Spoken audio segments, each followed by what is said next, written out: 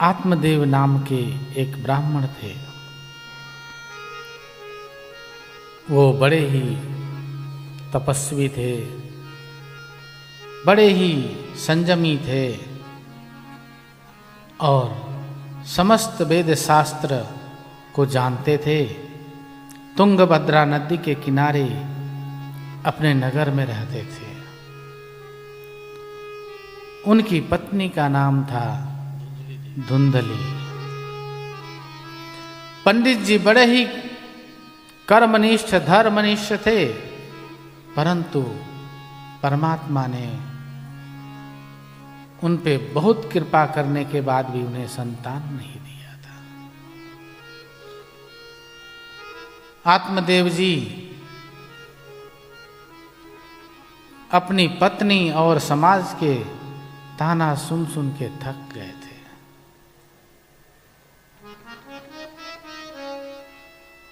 एक दिन आत्मदेव जी को ग्लानि हुआ और उन्होंने सोचा कि मैं वंशहीन हूँ, संतानहीन हूँ, मुझे जीने का कोई अधिकार नहीं है।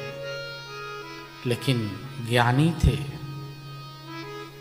संसार का व्यक्ति के मन में जब ऐसा भाव आता है कि मुझे जीने का अधिकार नहीं है, तो सोचता है जीवन खत्म कर लो। और जिसके अंदर संस्कार है, जिसके अंदर ज्ञान है, वैराग्य है, भक्ति है,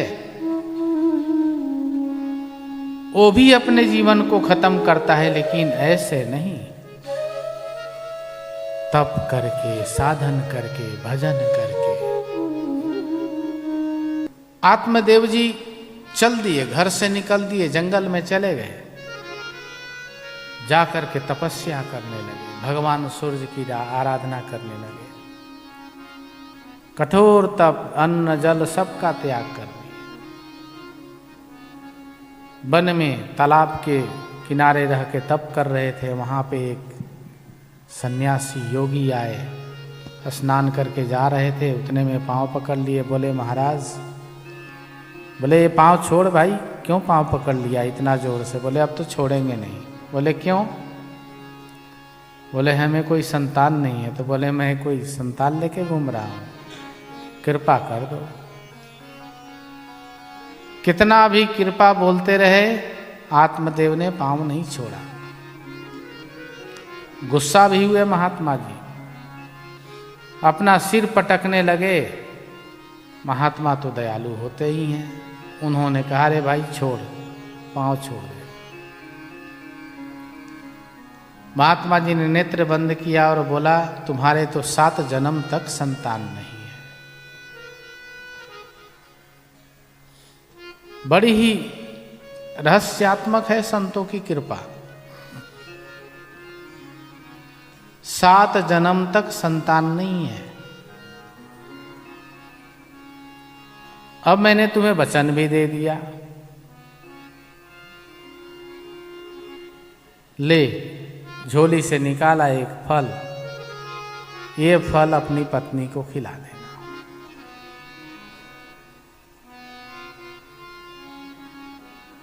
आत्मदेव घर लेके गए, पत्नी को दिया। बोली पत्नी तो पहले झाड़ू लेके पीछे पड़ी, कहाँ थे इतने दिन?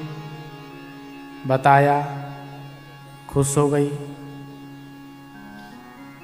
आत्मदेव जी ने फल दिया और बताया कि इसको खाते ही तुम गर्भवती हो जाओगी और हम लोग को संतान हो जाएगी। धुंधली जो है बड़ी ही विचित्र थी। दिन में आधा दिन तो मेकअप में लगाती थी सुंदर दिखने के लिए, कपड़े लत्ते गहने। उसने सोचा कि अगर मैं गर्भवती हो जाऊंगी, पास में ही एक माता गर्भवती, उसके बच्चा हुआ, बीमार थी। बोले कि मैं उसके जैसा बीमार न पड़ जाऊं, कुरूप न दिखने लगूं, पेट इतना निकल जाएगा, ये हो जाएगा, वो हो जाएगा। उसने अपने बहन को बुलाया। बोले कि ऐसी ऐसी बात है, पंडित जी कहीं से एक फल लेके आए हैं, बोल रहे हैं खा लो। मुझे तो बड़ा डर लग रहा है। बहन ने कहा अरे डरती क्यों है, देख कहाँ है वो फल। बोली ये रहा। बोले कि तू चिंता मत कर, खिड़की था वहीं से बाहर डाल दिए, गौ माता बंद रही थी और गौ माता ने फल खा लिया। 7 जन्म तक संतान नहीं होना था। जय जय श्री राधे। आया हुआ संतान चला गया। धुंधली की बहन गर्भवती थी, उसने बोला मैं तुम्हें संतान दे दूंगी और तुम मुझे धन दे देना। दोनों में एग्रीमेंट हो गया।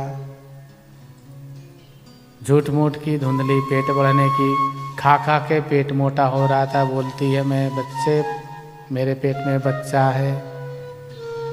संतान का समय आया, जैसे ही उसकी बहन को संतान हुआ उसने लाके धुंधली को समर्पित कर दिया।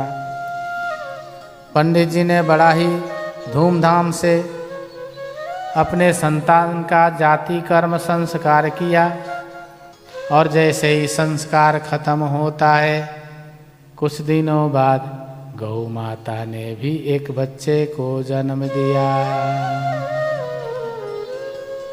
उस समय ग्वालिया जो गौ सेवक था भागा भागा आया।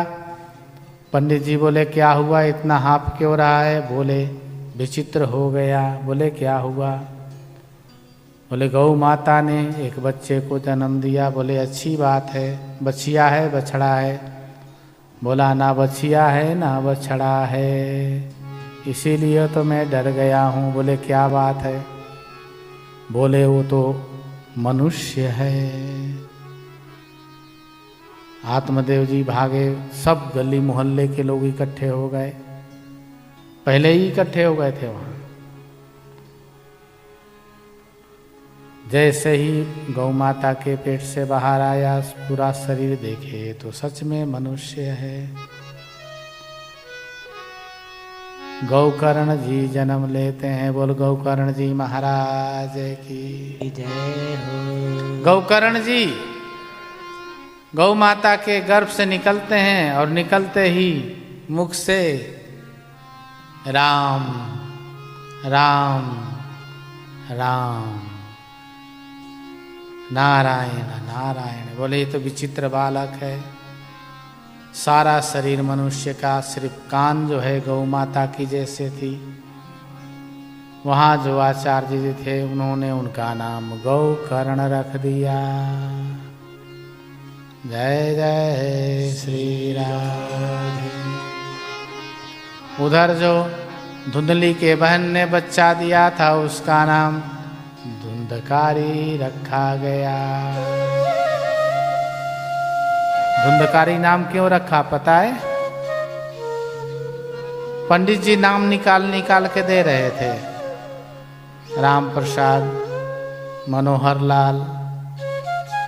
धुंधली बोली बिल्कुल नहीं, ये मेरा बेटा है, मेरा नाम धुंधली है, मेरे नाम का अक्षर तो इसमें होना ही चाहिए।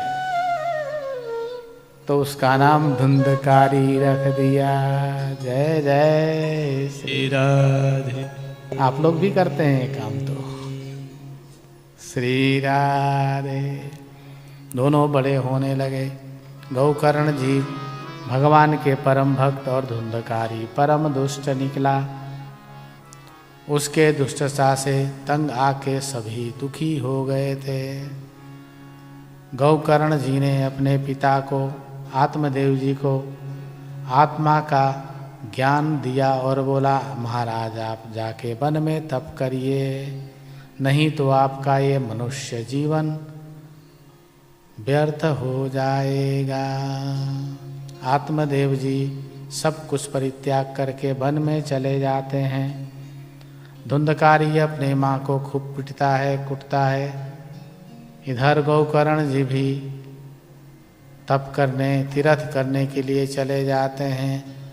धुंधकारी सभी कर्म ऐसे निकृष्ट कर्म करता है जो एक ब्राह्मण क्या मनुष्य के लिए शोभनीय है। जुआ, वैश्या, चोरी सब कुछ करने लगता है। और एक दिन ऐसा आता है कि उसी की वैश्या उसको धन के लिए धन पा करके मार देती हैं और उसको जला जला के तपा करके तड़पा के मार देती हैं। वही धुंधकारी प्रेत योनि में चला जाता है। महाराज गोकर्ण जी घूमते हुए अपने गांव पहुंचते हैं। तीर्थ करते करते वापस गांव आए। कई सालों बाद गांव में लोगों ने बड़ा स्वागत किया। अपने घर में गए, रात को सोने लगे तो वही प्रेत अनेक रूप धारण करके उनको परेशान करने की चेष्टा करने लगा। गोकर्ण जी ने पूछा, भाई तू है कौन, क्या चाहता है मेरे से? धुंधकारी का प्रेत जोर जोर से रोने लगता है, बोलता है, भाई मैं धुंधकारी तुम्हारा छोटा भाई हूँ। बोले, अरे हाँ भाई, मैं प्रेत बन गया हूँ। मैंने तुम्हारे जाने के बाद अपनी माँ का वध किया और ना जाने कितने निर्दोष लोगों को प्रताड़ित किया, उनके धन लूटे और बहुत सारी स्त्रियों के साथ मैंने दुष्कर्म किया। उसी के परिणाम स्वरूप मुझे स्त्रियों ने बांध करके अग्नि से जला जला के तपा के मुझे मार दिया और मैं प्रेत योनि में आ गया हूँ। गोकर्ण जी महात्मा सरल चित, उन्होंने कहा, भाई अभी मुझे नींद आ रही है, मैं बहुत थका हुआ हूँ, लेकिन मैं तुम्हें वचन देता हूँ कि मैं तुम्हारा मोक्ष करूँगा। संत बड़े दयालु, संत बड़े ही दयालु, सरल चित और स्वभाव जी। संत का दर्शन जब होवे, दर्श कर सुख पाओ जी। धुंधकारी की ऐसी अवस्था देख करके गोकर्ण जी ने श्रीमद् भागवत महापुराण की योजना की और उस योजना से 7 दिन के बाद 8वें दिन धुंधकारी का आत्मा दिव्य प्रेतात्मा दिव्य स्वरूप धारण करके सबके देखते देखते प्रेत योनि से मुक्त होकर के चतुर्भुज धारण करके भगवान के लोक में चला गया। ऐसा दिव्य चमत्कार देख करके लोगों ने गोकर्ण जी से प्रार्थना किया, प्रभु हम भी भागवत सुने थे, हमारा उद्धार क्यों नहीं हुआ? गोकर्ण जी बोले, मन बुद्धि चित्त और अहंकार को लगा के सुनने से उद्धार होता है। कहते हैं गोकर्ण जी ने दोबारा भागवत जी किया और उनके सारे नगरवासी भगवान के वैकुंठ लोक में प्रवेश किए।